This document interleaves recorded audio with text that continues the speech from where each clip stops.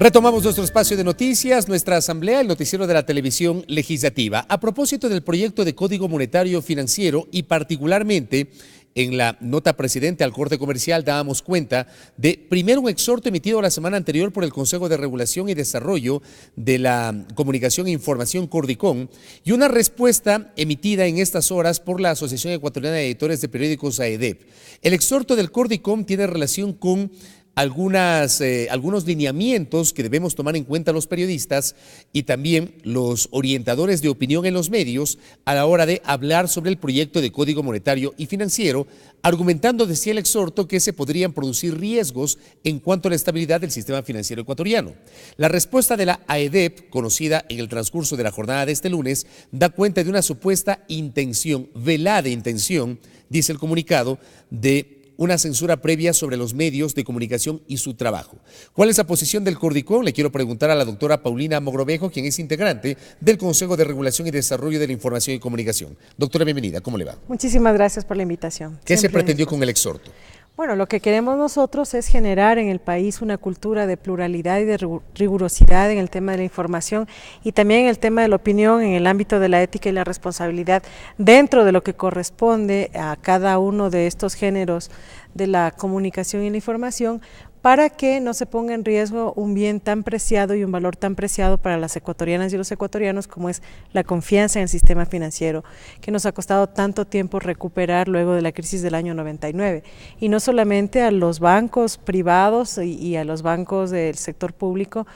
sino a todo el sistema financiero, cooperativas de ahorro y crédito, bancos, etcétera, aseguradoras que de alguna manera invirtieron en publicidad, invirtieron en procesos, invirtieron en una mayor calidad de acciones y de actividades que permitan efectivamente garantizar la confianza de las personas en que sus ahorros se van a estar adecuadamente cuidados y protegidos dentro de los bancos. Así que para nosotros es fundamental que por informaciones que de alguna manera no hayan sido adecuadamente tratadas o por opiniones que no respondan más que a intereses de un sector determinado y se manejen sin la debida ética y la responsabilidad, este sistema financiero que tanto tiempo nos ha costado recuperar al Estado y también al sector privado, que se pierda esta confianza y que de alguna manera puedan haber hechos como una corrida financiera o especulación. ¿Pero por qué piensan eso? ¿Por qué hay ese temor de que se pueda dar eventualmente un escenario fatal que nadie quiere, evidentemente? Bueno,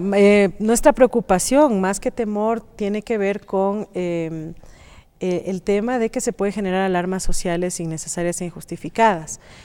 Decir, por ejemplo, tratar temas sensibles como la dolarización o como el hecho de que se diga que los ahorros de los depositantes van a parar en manos del Estado y se va a tomar decisiones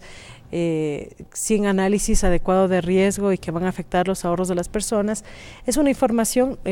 no necesariamente que no debe ser difundida o que debe ser censurada. Ecuador prohíbe la censura previa, pero sí es información sensible que tiene que tener la mayor cantidad de voces opinando sobre el tema, y en el caso de la información tiene que ver un ejercicio serio de análisis, de profundización, de pedir también análisis especializados de no solamente un determinado sector que responde a intereses de la banca, sino a otros sectores como los intereses de los depositantes o sectores también que puedan hacer un análisis lo más objetivo que sea posible, pero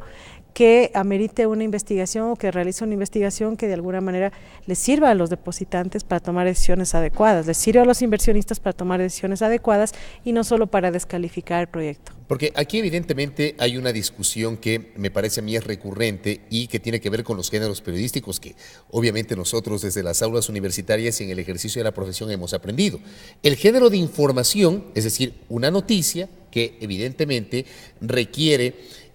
pasar por el filtro de escuchar a todas las voces que se pueda dentro de una noticia. Es decir, una noticia tiene que por lo menos manejar estos principios de equilibrio y de pluralidad. Pero ¿qué pasa con el género de opinión que también existe en los medios de comunicación? ¿Cómo yo, si mañana pasado entrevisto a una persona que es detractor del Código Monetario y Financiero, puede evitar que esta persona, en ejercicio de su libertad de expresión, que también consagra la Constitución,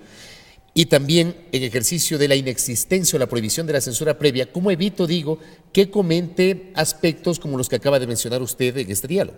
Hay varios temas interesantes para analizar en la pregunta que realiza Fabricio, y el primero es que hay una gran diferencia en efecto entre la información y la opinión. La información tiene que ver con el ejercicio periodístico y la opinión, que igual que la información circula libremente, pero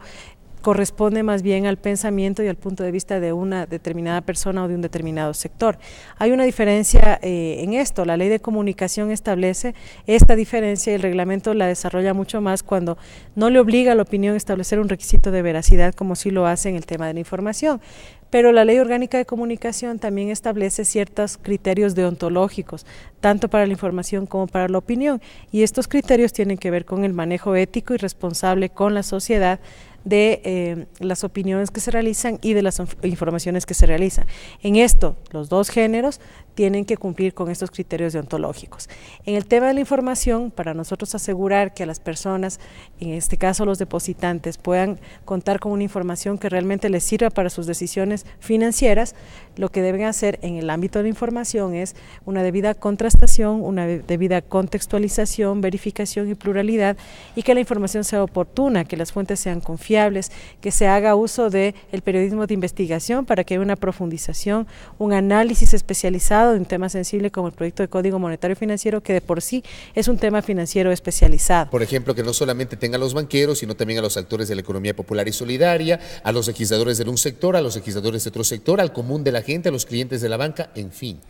varias voces. Exactamente, y siendo un tema especializado, además que haya una pluralidad de pensamientos especializados de economistas que manejan adecuadamente las cuestiones macroeconómicas, las cuestiones microeconómicas, las cuestiones financieras y todo aquello que tiene que ver con la activación del aparato productivo, la colocación de créditos, el manejo de los depósitos y en fin, todo lo que tiene que ver con el sistema financiero ecuatoriano, y que respondan a diversos sectores, que haya una pluralidad tanto en la opinión, tanto en los puntos de vista de quienes se sienten directamente afectados, pero también en los análisis especializados, para que estos análisis no provengan solo de un sector que responde a ciertos intereses, sino de diversos sectores que respondan a varios intereses. Esta es la forma en que los ciudadanos y las ciudadanas pueden recibir información que realmente les permita no solamente pensar mal del proyecto de Código Monetario o pensar bien del proyecto de Código Monetario, sino también decidir sobre el destino de sus depósitos. Ahora, la EDEB ha dicho que esta es una velada intención de censura previa.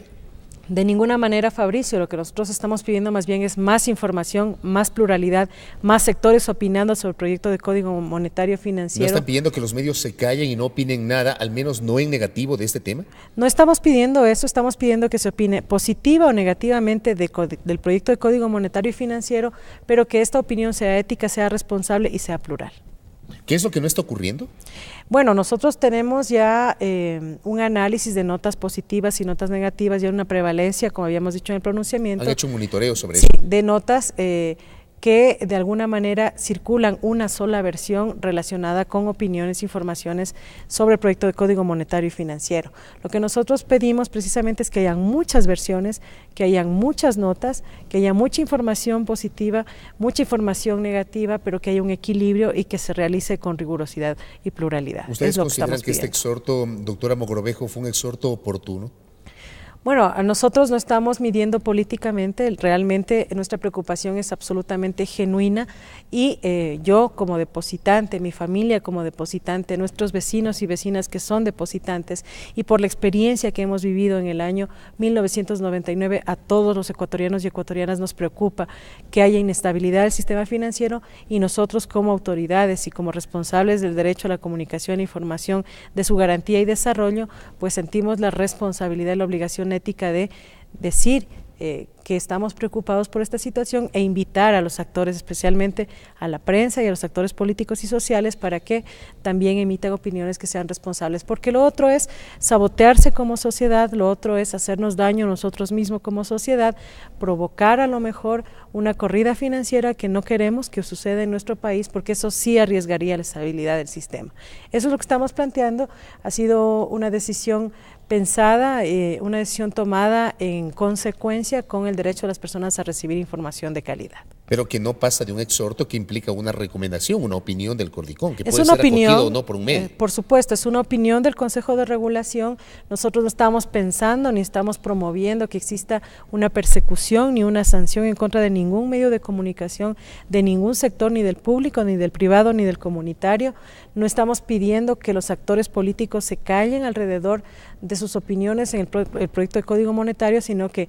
además de opinar libremente, los medios de comunicación promuevan una opinión plural, una opinión pluralista, y finalmente que estas opiniones que son diversas le lleguen bien a la ciudadanía y también puedan ser tratadas en las instituciones democráticas como la Asamblea Nacional. Creo que es importante también que además de ir a los medios de comunicación,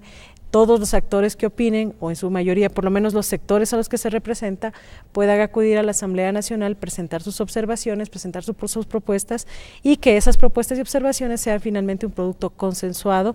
entre la sociedad, los diversos sectores de la economía que están vinculados en el tratamiento de este sector y quienes toman la decisión, que son los asambleístas. Doctora, gracias por su tiempo. Muchas gracias. Paulina Mogrovejo, integrante del Cordicón, Consejo de Regulación y Desarrollo de la Comunicación e Información, dando su visión en torno al exhorto que emitió la semana anterior este organismo, que tiene que ver con el tratamiento mediático del proyecto de Código Monetario y Financiero.